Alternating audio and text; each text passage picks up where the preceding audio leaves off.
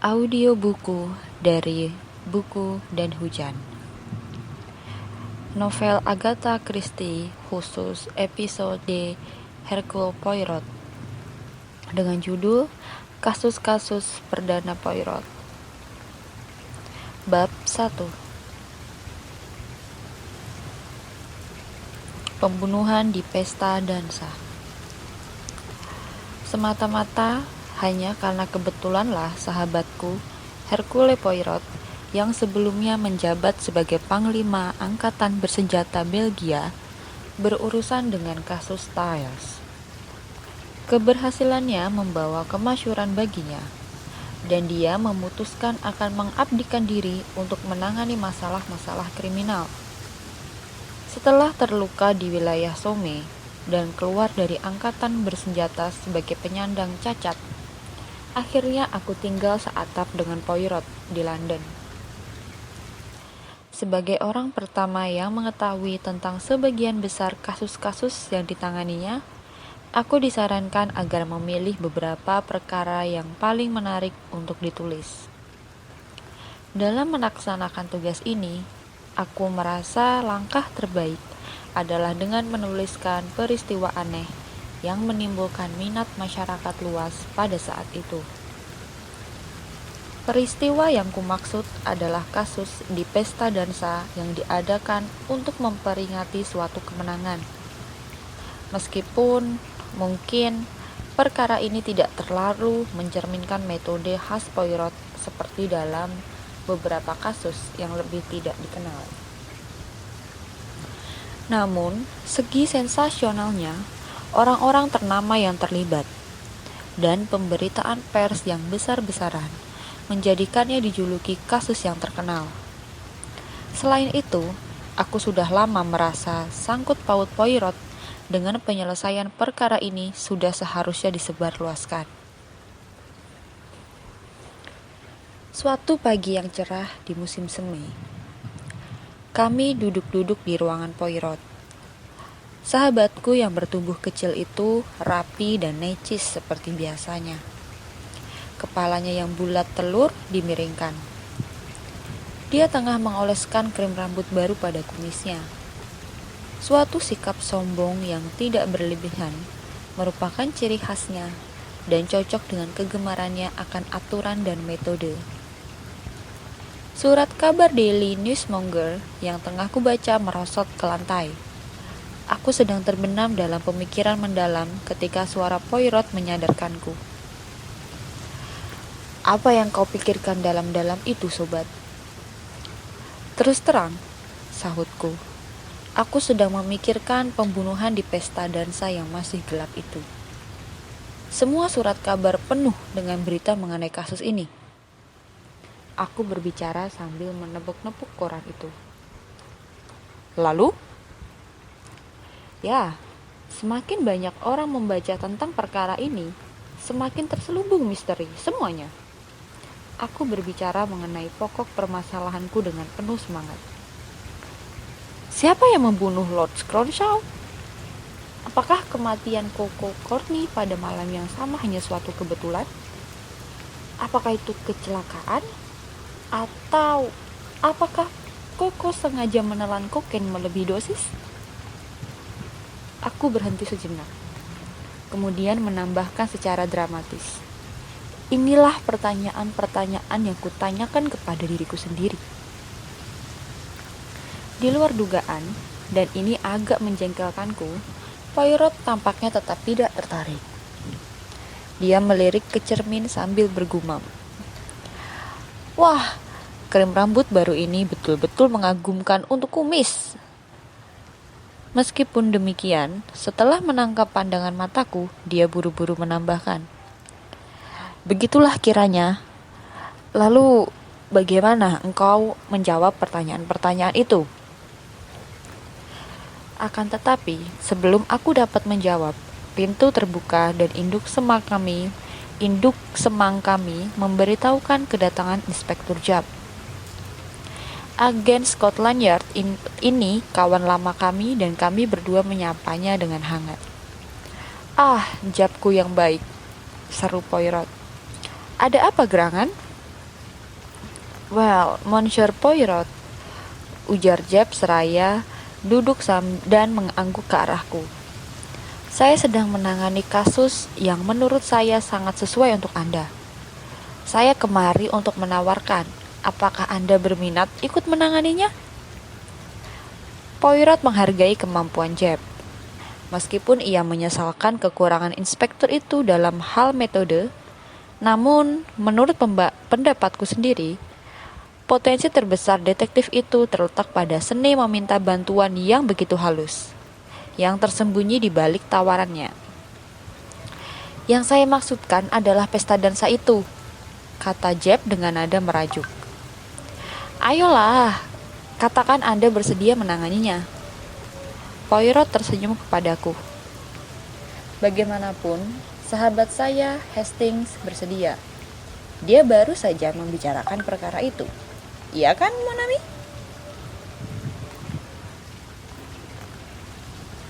Well, sir, Jeb berkata dengan rendah hati. Anda akan terlibat juga. Saya berani katakan bahwa membongkar kasus seperti ini merupakan hal yang bisa dibanggakan. Langsung ke pokok permasalahannya. Saya kira Anda tahu fakta-fakta utama kasus ini, ya kan, Monsieur Poirot? Dari surat kabar saja dan imajinasi wartawan kadang-kadang menyesatkan. Ceritakanlah seluruh peristiwa itu. Dengan santai, Jeb menyilangkan kedua kakinya dan mulai bercerita. Seperti semua orang tahu, Selasa yang lalu diadakan pesta dansa untuk memperingati suatu kemenangan. Sekarang ini, setiap pesta dansa kecil-kecilan saja dianggap seperti itu. Tetapi yang ini benar-benar pesta dansa yang sesungguhnya. Diadakan di Colosseum Hall, dan perhatian seluruh penduduk London, termasuk Lord Cronshaw yang muda beserta kawan-kawannya tercurah ke sana. Dosiernya? Poirot menyela. Maksud saya bioskopnya, bukan. Apa ya namanya? Biograf? Viscount Cronshaw adalah Viscount kelima. Umurnya 25 tahun. Kaya raya, masih bujangan, dan sangat menyukai dunia teater. Ada desas-desus dia bertunangan dengan Miss Courtney dari teater Albany yang dikenal kawan-kawannya dengan julukan Coco, dan katanya sangat memesona. Bagus, teruskan. Kelompok Cronshaw terdiri atas 6 orang. Dia sendiri, pamannya, Yang Mulia Eustache Belton, seorang janda cantik berkebangsaan Amerika, Mrs. Malaby, aktor muda Chris Davidson, istri Davidson, dan yang terakhir, tetapi bukan yang paling tidak berarti, adalah Miss Coco Courtney. Seperti Anda tahu, pesta dansa itu adalah pesta kostum. Kelompok Cronshaw menampilkan komedi Itali kuno. Entah seperti apa kelompok komedi itu. Commedia dell'arte, gumam Poirot. Ya, saya tahu. Kostum itu ditiru dari seperangkat patung keramik. Sebagian dari koleksi Eustache Belton, Lord Cronshaw menjadi Harley Quinn. Belton memakai kostum Punchinello. Mrs. Malaby menjadi pasangannya, yaitu Pulcinella. Suami istri Davidson berperan sebagai Pierrot dan Pierrette. Dan Miss Courtney tentu saja menjadi Columbine. Nah, rupanya ada yang tidak beres sejak awal petang itu. Lord Cronshaw muram dan sikapnya aneh. Pada waktu kelompok itu berkumpul untuk makan malam di ruangan pribadi kecil yang disewa oleh tuan rumah, setiap orang melihat Lord Cronshaw dan Miss Courtney tidak lagi bertegur sapa. Jelas terlihat Miss Courtney baru saja menangis, dan kelihatannya hampir histeris. Suasana makan malam itu tidak menyenangkan. Pada waktu mereka meninggalkan ruang makan, Miss Courtney menghampiri Chris Davidson dan dengan suara cukup keras meminta sang aktor mengantarnya pulang karena dia muak dengan pesta dansa itu. Davidson ragu-ragu. Dia memandang Lord Cronshaw sekilas, dan akhirnya keduanya kembali ke kamar makan. Akan tetapi, semua usaha Davidson untuk menunjukkan Lord Cronshaw dan Miss Courtney sia-sia belaka. Akan tetapi, semua usaha Davidson untuk merujukkan Lord Cronshaw dan Miss Courtney sia-sia belaka. Karena itu, dia lalu memanggil taksi dan menemani Miss Courtney yang sekarang menangis terseduh-seduh kembali ke flatnya. Perempuan itu jelas-jelas bingung sekali. Tetapi dia tidak membeberkan rahasianya kepada Davidson. Hanya saja, dia berulang kali mengatakan akan membuat Grunge yang berpandangan kuno itu menyesali kejadian ini. Inilah satu-satunya petunjuk bahwa kematian wanita itu mungkin bukanlah kecelakaan biasa, dan mayatnya cukup berharga untuk digali lagi. Pada saat Davidson berhasil sedikit menenangkan Miss Courtney, malam sudah terlalu larut untuk dia kembali ke Colossus Hall. Jadi, aktor itu langsung pulang ke flatnya di Chelsea. Istrinya yang sampai di rumah beberapa waktu kemudian membawa kabar tentang tragedi mengerikan yang terjadi setelah suaminya meninggalkan Colossus Hall.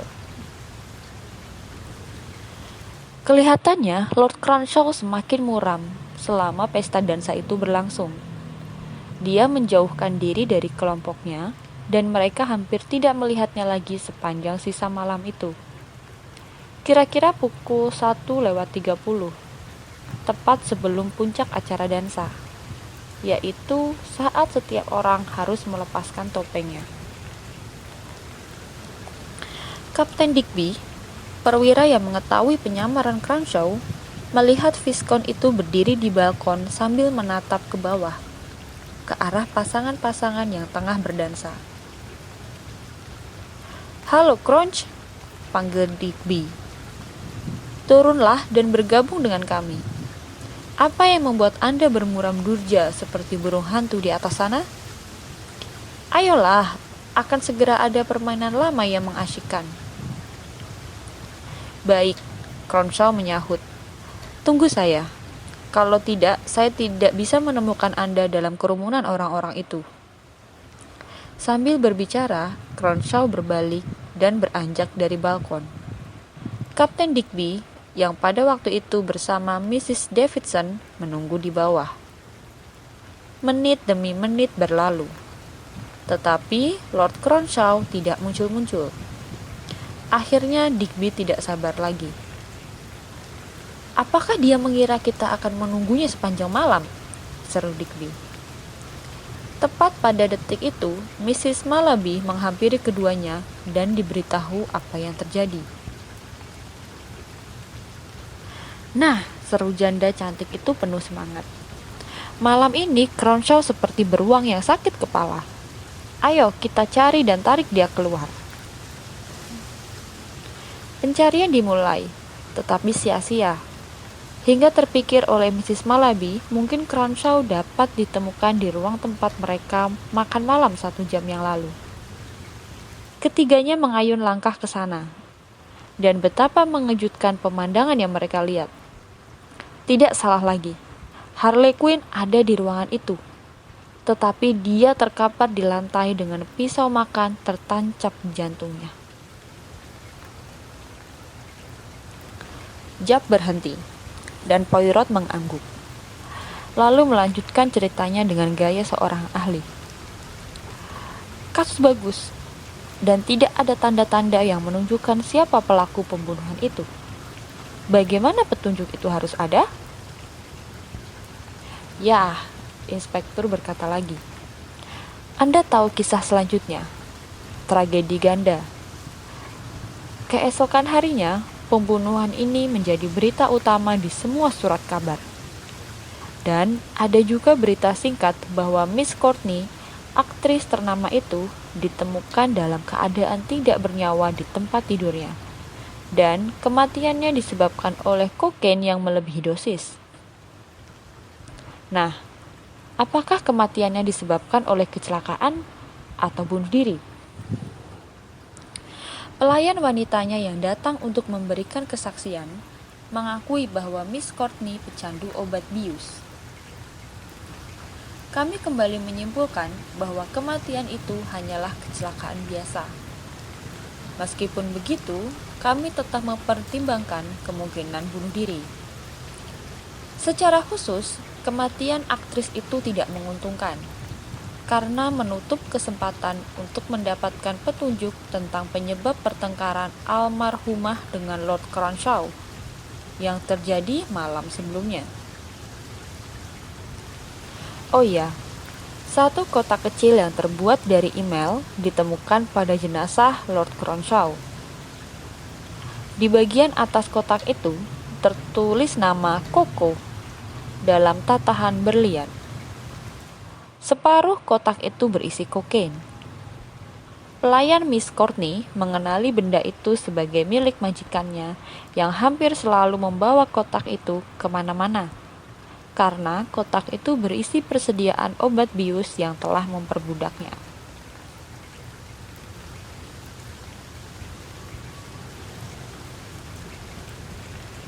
Apakah Lord Cronshaw sendiri pecandu obat? Tak mungkin. Dia menentang keras penggunaan obat penenang. Poirot mengangguk sambil berpikir. Tetapi, karena kotak itu berada di tangan Cronshaw, berarti dia tahu Miss Courtney menggunakan obat bius itu. Masuk akal, kan? Jawabku yang baik? Jawab menanggapi samar-samar. Aku tersenyum. Nah, kata Jab, beginilah kasusnya. Bagaimana pendapat Anda? Tidak ada petunjuk lain yang belum dilaporkan, Jab. Oh, ini. Jab mengambil sebuah benda kecil dari sakunya dan menyerahkannya kepada Poirot. Sebuah rumbai dari sutra berwarna hijau jamrut dengan beberapa helai benang terjuntai. Seakan-akan telah ditarik dengan kasar dari tempatnya.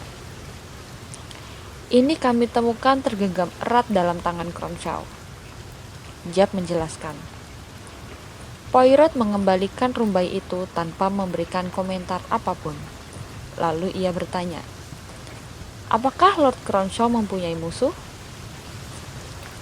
Tidak. Sepanjang yang diketahui orang-orang, kelihatannya dia disukai banyak orang. Siapa yang mendapat keuntungan dari kematiannya? Pamannya, Yang Mulia Eustace Beltan, akan mewarisi gelar dan tanah dari almarhum. Ada sedikit informasi yang mencurigakan tentang paman almarhum ini. Beberapa orang mengatakan mereka mendengar pertengkaran sengit di kamar makan yang kecil itu. Dan Eustace Beltan salah seorang di antaranya. Anda tahu, pisau makan yang diambil dari meja cocok untuk melakukan pembunuhan pada puncak pertengkaran. Apa kata Beltan tentang hal itu? Dia menjelaskan bahwa saat itu seorang pelayan sedang mabuk dan dia tengah menghardiknya. Lagi pula waktu itu menjelang pukul 1 pagi, bukan setengah 2. Kesaksian Kapten Digby benar-benar tepat waktunya. Percakapannya dengan Cronshaw dan penemuan mayat itu hanya berbeda waktu kira-kira 10 menit. Sebagai Punchinello, saya kira Beltan mengenakan punuk dan pakaiannya berkerut-kerut. Iya kan? Saya tidak tahu detail kostum-kostum itu secara pasti, sahut Jab sambil menatap Poirot dengan sorot mata ingin tahu. Bagaimanapun, saya tidak tahu apa hubungannya dengan kostum-kostum itu. Tidak tahu? Ada ejekan dalam senyum Poirot. Dengan tenang, Poirot melanjutkan pembicaraan. Kedua matanya memancarkan sinar hijau yang telah kukenali dengan baik. Ada tirai di kamar makan yang kecil itu, iya kan? Memang, tetapi dengan ruangan di balik tirai yang cukup luas untuk menyembunyikan seseorang. Ya, memang ada ceruk kecil di dinding. Tetapi bagaimana Anda bisa tahu? Anda belum pernah mengunjungi tempat itu kan, Monsieur Poirot? Belum, Jap.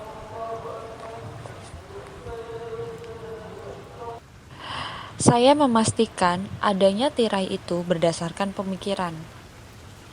Tanpa adanya tirai, drama itu tidak masuk akal. Orang kan harus berpikir secara logis. Apakah mereka tidak memanggil dokter? Segera, tentu saja. Akan tetapi, tidak ada yang dapat dilakukan oleh dokter.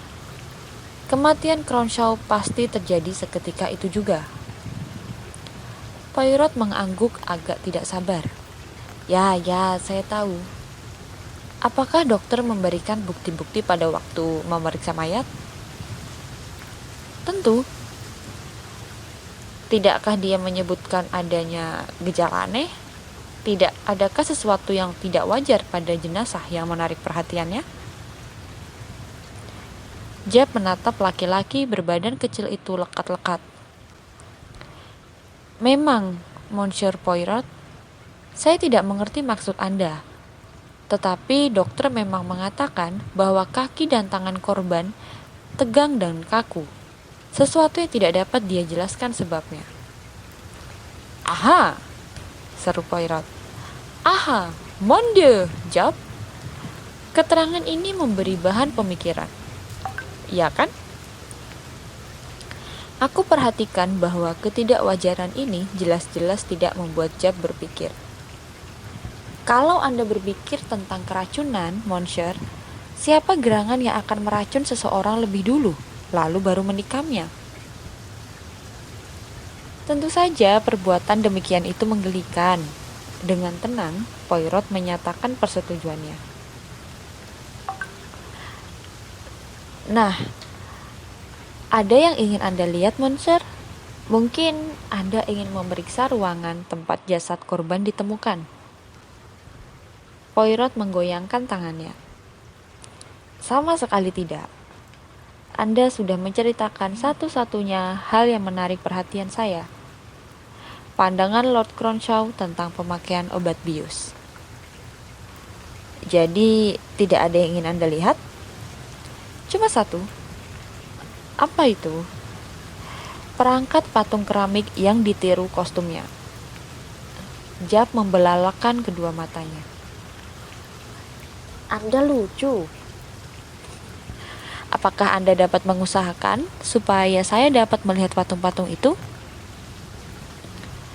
Baiklah, ayo kita pergi ke Berkeley Square sekarang kalau Anda mau. Beltan atau Lord Beltan, begitu saya harus memanggilnya sekarang, tidak akan menolak. Akhirnya, kami segera berangkat dengan taksi. Lord Cronshaw yang baru sedang keluar. Tetapi atas permintaan Jab, kami diantar masuk ke ruang keramik, tempat koleksi berharga itu disimpan. Jab memandang sekelilingnya dengan sikap agak pasrah. Saya tidak tahu bagaimana Anda akan mendapatkan bukti-bukti yang Anda inginkan, Monsieur. Akan tetapi, Poirot sudah menarik kursi di depan papan di atas tungku perapian dan meloncat ke atas papan itu bagaikan seekor burung yang gesit. Di atas cermin yang diletakkan di atas rak khusus, berdiri 6 patung keramik. Poirot memeriksa patung-patung itu dengan seksama sambil melontarkan beberapa komentarnya kepada kami. Ini dia, komedi Itali kuno. 3 pasang, Harley Quinn dan Colombine, Pierrot dan Pierrette, cantik sekali dalam kostum hijau dan putih. Lalu ada Punchinello ini, kerut-kerut, jumbai-jumbai, punuk, topi tinggi, seperti yang saya bayangkan. Sangat rumit. Dengan hati-hati, Poirot mengembalikan patung-patung itu ke tempatnya, lalu melompat turun. Kelihatannya Jap tidak puas. Namun, karena Poirot kelihatannya tidak ingin menjelaskan apa-apa, detektif itu berusaha sedapat mungkin menunjukkan wajah puas dengan apa yang telah terjadi. Pada waktu kami bersiap-siap meninggalkan ruangan, tuan rumah masuk. Jap memperkenalkan diri. Jap memperkenalkan kami. Viscount Cronshaw ke-6 ini berumur kira-kira 50 tahun. Tampan dan pembawaan halus tetapi kelihatan agak nakal. Jelas dia tampak lebih tua karena penampilannya mengesankan keletihan.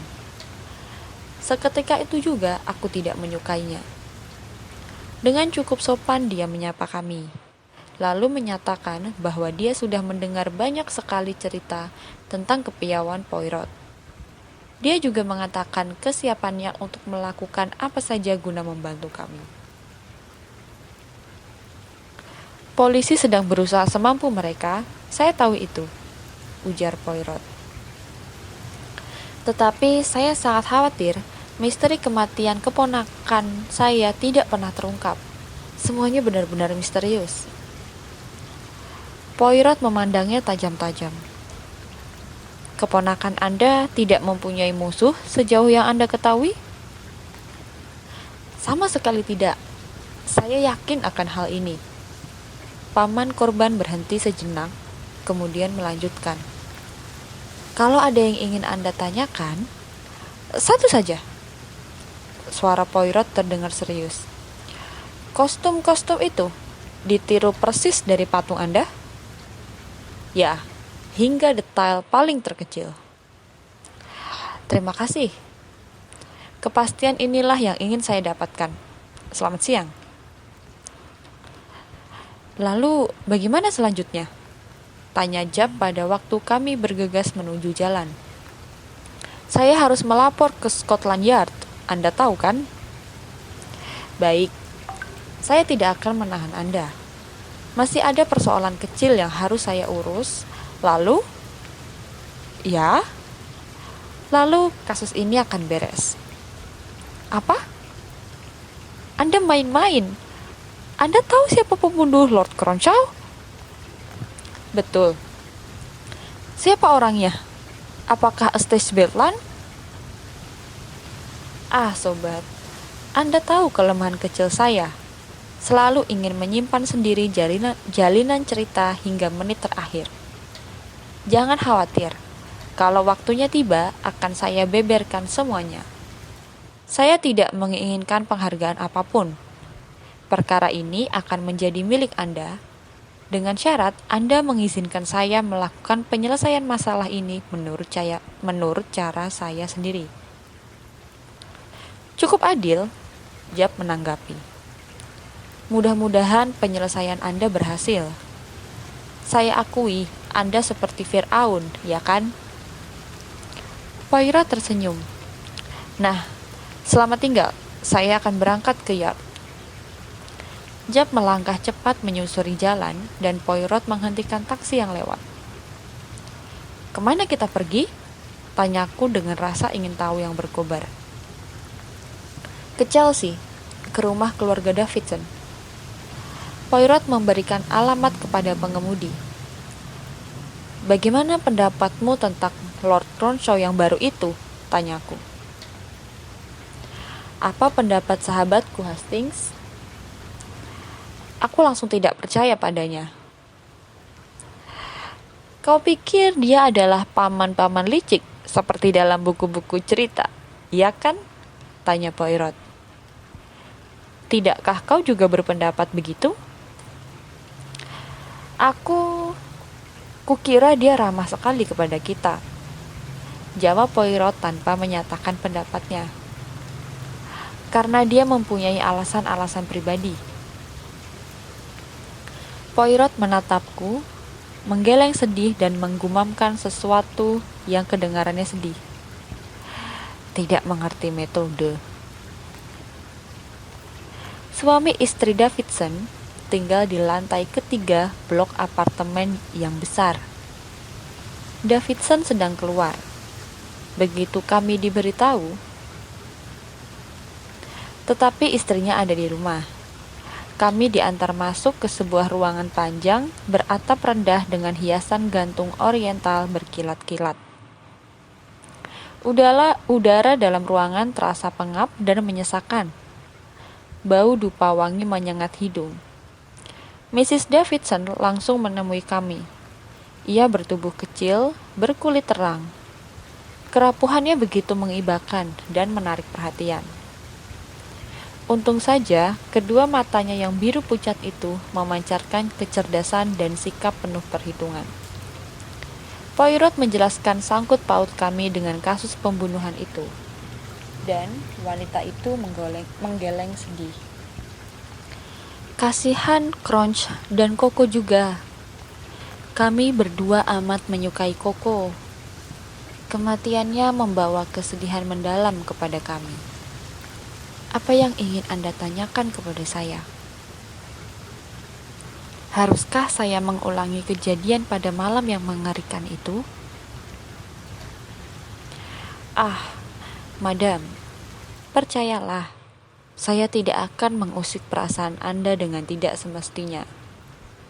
Inspektur Jupp sudah menceritakan semua yang perlu kepada saya. Saya hanya ingin melihat kostum yang Anda kenakan pada malam pesta dansa itu. Mrs. Davidson kelihatan terkejut. Poirot melanjutkan perkataannya dengan halus. Anda mengerti, Madam? Saya bekerja menurut cara negara saya. Di sana, kami selalu merekonstruksi tindak kriminal. Mungkin saja saya harus mendapatkan gambaran yang sesungguhnya. Dengan demikian, Anda mengerti, kostum-kostum itu sangat penting. Mrs. Davidson masih kelihatan agak ragu-ragu. Tentu saja saya pernah mendengar tentang rekonstruksi perbuatan kriminal, katanya. Akan tetapi, saya tidak tahu Anda begitu teliti mengenai detil-detil.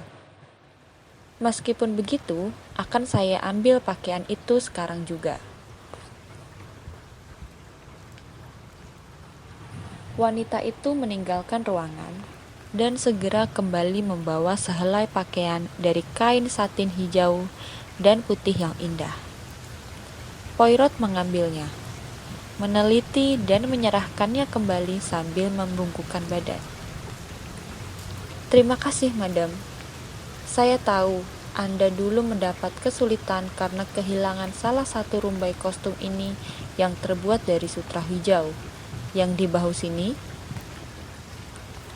Oh ya, rumbai tersebut jatuh di pesta dansa itu. Saya pungut dan berikan kepada Lord Cronshaw supaya dia menyimpankannya. Itu terjadi sesudah makan malam. Ya, tidak lama sebelum tragedi itu mungkin. Samar-samar, rasa takut tampak di kedua mata Mrs. Davidson yang pucat. Wanita itu menjawab cepat. Oh, tidak, lama sebelum itu. Sebenarnya langsung setelah makan malam. Saya mengerti. Cukup sampai di sini. Saya tidak akan mengganggu Anda lebih jauh lagi. Selamat siang, Madam. Nah, kataku ketika kami keluar dari bangunan itu. Percakapan tadi telah menyingkap misteri rumbai sutra hijau. Aku jadi bertanya-tanya sendiri. Mengapa? Apa maksudmu? Kau tadi melihat aku memeriksa pakaian itu, Hastings? Ya. Nah, rumbai yang hilang itu tidak lepas dari tempatnya seperti pengakuan Mrs. Davidson. Sebaliknya, rumbai itu dipotong dari kostum dengan gunting. Potongan benangnya jelas-jelas rata. Astaga, seruku. Perkara ini menjadi semakin rumit. Sebaliknya, Poirot menjawab tenang.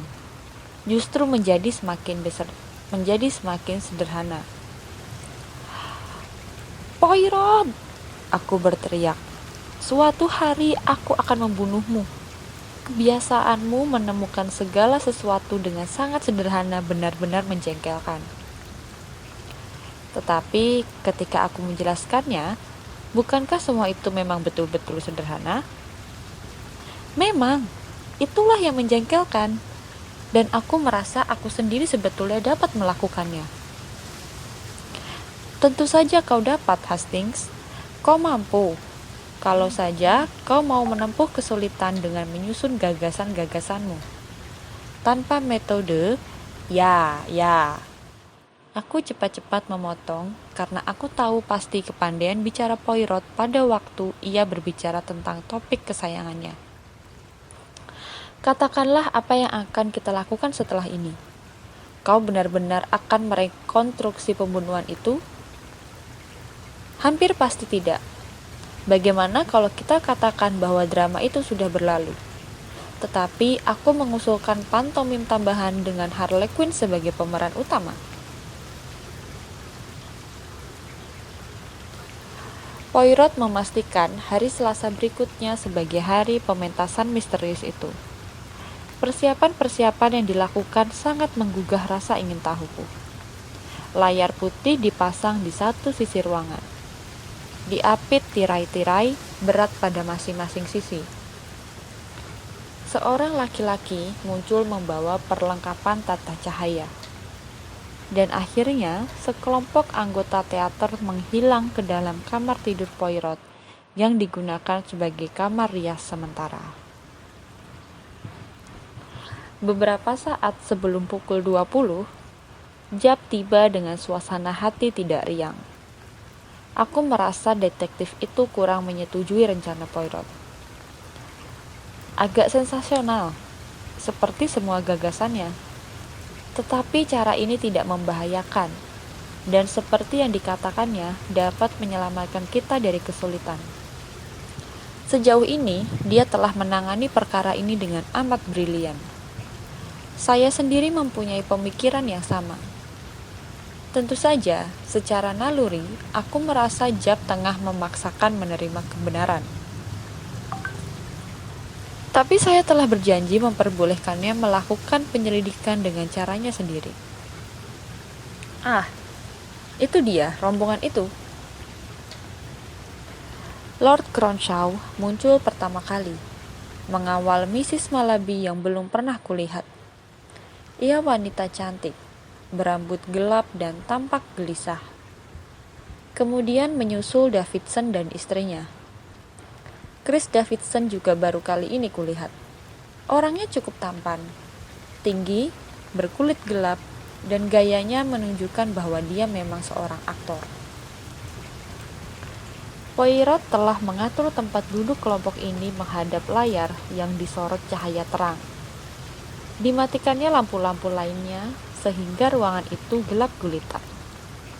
Suaranya terdengar dalam kegelapan. Tuan-tuan dan nyonya-nyonya, ada sedikit penjelasan. Secara bergantian, 6 figur akan melewati layar. Tokoh-tokoh ini tidak asing lagi bagi Anda. Pierrot dan Pierrette-nya, Punchinello si badut, dan Punchinella yang elegan. Si cantik Columbine yang berdansa dengan ringannya, dan Harley Quinn, si peri gaib bagi manusia. Dengan kata-kata pembukaan ini, pertunjukan dimulai. Setiap tokoh yang telah disebutkan Poirot bergantian berjalan keliling di hadapan layar, berhenti sejenak, lalu menghilang. Lampu-lampu menyala, dan desah kelegaan terdengar dari setiap penonton. Setiap orang gelisah, karena mereka tidak tahu apa yang dimaksud. Bagiku, kelihatannya acara ini cuma begitu saja. Apabila pelaku pembunuhan berada di antara kami, dan Poirot mengharapkannya patah semangat, lalu mengaku pada waktu melihat tokoh yang dikenal jelas sia-sia. Padahal, hampir pasti inilah tujuan Poirot. Tapi Poirot tidak tampak gelisah sedikit pun. Dia melangkah ke depan dengan wajah berseri-seri. Nah, tuan-tuan dan nyonya-nyonya, sudikah Anda secara bergantian mengatakan kepada saya apa yang baru saja kita saksikan ini? Bagaimana kalau Anda mulai? Lord Cronshaw kelihatan agak bingung. Saya rasa saya tidak sungguh-sungguh mengerti. Katakan saja apa yang baru saja kita lihat. Saya harus katakan bahwa kita melihat 6 figur lewat di depan layar, berpakaian mewakili tokoh-tokoh dalam Itali kuno, atau kami sendiri pada malam yang lalu itu. Jangan pikirkan malam yang lalu itu, Milord, Poirot memotong. Bagian pertama kata-kata Anda itulah yang saya inginkan.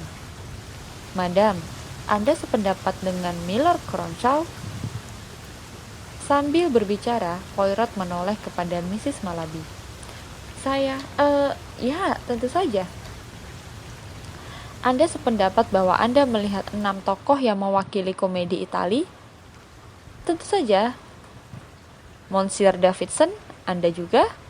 Ya. Madam? Ya. Hastings? Jap? Setuju? Anda semua sependapat? Poirot memandangi kami bergantian. Wajahnya menjadi agak pucat. Kedua matanya berwarna hijau seperti mata kucing. Kalau demikian, kalian keliru. Mata kalian telah menipu kalian, seperti halnya pada malam pesta dansa itu. Melihat dengan mata sendiri. Seperti kata orang, tidak selalu berarti melihat yang sebenarnya. Orang harus melihat dengan mata pikiran. Orang harus menggunakan otak.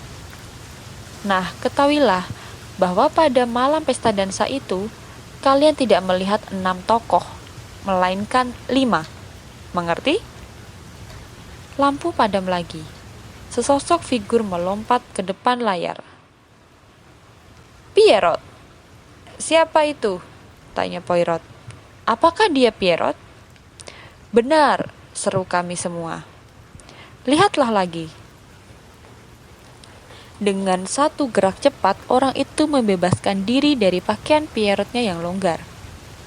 Dan di sana, di bawah sorot lampu yang kuat sekali, berdirilah Harley Quinn yang gemerlapan. Pada waktu yang sama, terdengar jeritan dan suara kursi dijungkirkan. Terkutuklah Anda, suara Davidson menggeram. Terkutuklah Anda, bagaimana Anda bisa menerka? Lalu terdengar denting borgol tangan dan suara Jap yang tenang dan resmi. Saya menahan Anda, Christopher Davidson, dengan tuduhan melakukan pembunuhan atas diri Viscount Cronshaw. Apapun yang Anda katakan akan digunakan dalam kesaksian yang memberatkan Anda. 1/4 jam kemudian, jamuan makan malam kecil telah tersedia. Dengan wajah berseri-seri, Poirot menjawab semua pertanyaan kami yang penuh rasa ingin tahu. Semuanya sederhana sekali. Rumbai sutra hijau yang ditemukan dalam tangan almarhum Lord Cronshaw langsung memberi kesan bahwa itu telah ditarik lepas dari kostum si pembunuh. Saya coret nama Pierate dari benak saya, karena diperlukan tenaga yang cukup besar untuk menghujamkan pisau makan, dan memastikan Pierrot sebagai pelakunya. Akan tetapi, Pierrot meninggalkan pesta dansa itu hampir 2 jam sebelum pembunuhan terjadi. Jadi, dia pasti kembali lagi ke pesta itu untuk membunuh Lord Cronshaw. Atau dia sudah membunuh Cronshaw sebelum mengantar Miss Courtney.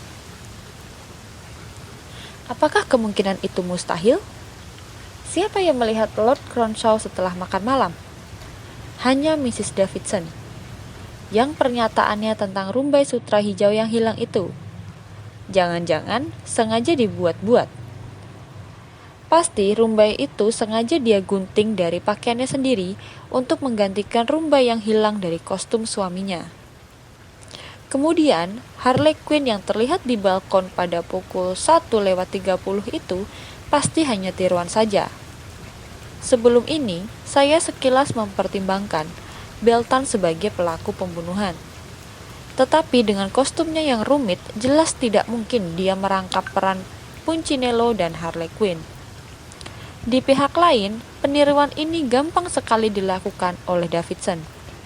Laki-laki muda dengan tinggi badan yang kira-kira sama dengan korban berprofesi sebagai aktor. Satu hal yang mencemaskan saya, mustahil seorang dokter tidak dapat merasakan perbedaan antara orang yang sudah 2 jam meninggal dengan yang baru 10 menit tiada. Nah, dokter itu memang merasakannya, tetapi dia tidak diajak memeriksa tubuh jenazah itu dan ditanya, berapa lama korban sudah meninggal? Sebaliknya, dia diberitahu bahwa korban masih terlihat hidup 10 menit sebelumnya. Jadi, pada waktu pemeriksaan mayat selanjutnya, dokter hanya menyatakan adanya kekakuan yang tidak wajar pada kaki dan tangan korban. Sesuatu yang tidak dapat dia jelaskan sebabnya. Sekarang, semua mengarah pada teori saya. Davidson membunuh Lord Cronshaw segera setelah makan malam, yaitu pada saat dia terlihat menarik Cronshaw kembali ke ruang makan. Kemudian, dia meninggalkan tempat itu bersama Miss Courtney, mengantarnya hingga pintu flatnya, dan secepat kilat kembali ke Colossus Hall, tetapi sebagai Harley Quinn, bukan Pierrot. Pergantian sederhana dengan cara mencopot kostum luarnya.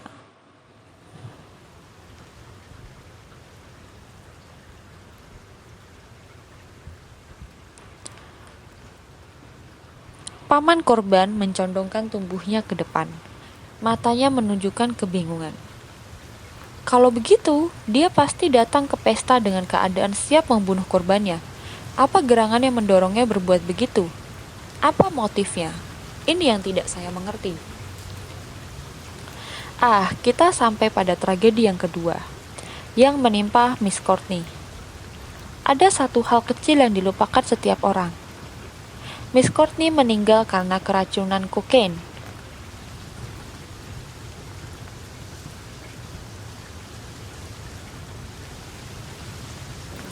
Padahal, persediaan obat biusnya ada di dalam kotak email yang ditemukan pada jenazah Lord Cronshaw. Lalu, dari mana wanita itu memperoleh dosis yang mematikannya? Hanya satu orang yang mungkin memberikan kokain kepadanya, yaitu Davidson. Dan hal ini menjelaskan semuanya. Inilah yang menyebabkannya bersahabat dengan suami istri Davidson dan meminta Davidson menemaninya pulang. Lord Cronshaw yang secara agak fanatik menentang pemakaian obat bius, mengetahui bahwa Miss Courtney kecanduan kokain dan mencurigai Davidson lah yang menyediakan obat bius itu. Tidak diragukan lagi, Davidson menyangkal tuduhan itu. Namun, Lord Cronshaw memutuskan untuk memastikan kebenarannya dari Miss Courtney pada malam pesta dansa itu. Dia dapat memaafkan wanita malang itu, tetapi jelas, dia tidak akan mengampuni orang yang hidup dari memperdagangkan obat bius. Davidson dihadapkan pada kemungkinan terbongkarnya perbuatannya sekaligus kehancurannya. Dan dia berangkat ke pesta dansa dengan tekad untuk membungkam Cronshaw apapun akibatnya. Lalu, apakah Koko meninggal karena kecelakaan? Saya curiga kematian itu adalah kecelakaan yang didalangi oleh Davidson. Miss Courtney luar biasa marah kepada Cronshaw. Pertama karena mencelanya, kedua karena merampas kokainnya. Davidson memberikan lebih banyak kokain dan mungkin sekali menyarankan gadis itu untuk menambah dosisnya sebagai tantangan terhadap Crunch yang kuno. Satu lagi, kataku. Ceruk dinding dan tirai itu. Bagaimana kau tahu? Monami. Gampang sekali. Para pelayan masuk dan keluar ruang makan itu. Jadi, jelas, jenazah tidak mungkin terkapar di tempat dia ditemukan. Pasti ada tempat yang dapat menyembunyikan jenazah di ruangan itu. Davidson menyeret tubuh korban ke sana. Kemudian, setelah menampakkan dirinya di balkon, dia menyeret jenazah itu keluar lagi sebelum akhirnya meninggalkan Colossus Hall. Tindakan hebat sekali. Dia cerdas. Tetapi dalam mata Poirot yang hijau, tidak salah lagi. Aku membaca pernyataan yang tak terucapkan. Namun, tidak secerdas Hercule Poirot. Kasus 1 dari seri Hercule Poirot telah selesai. Akan dilanjut kasus 2.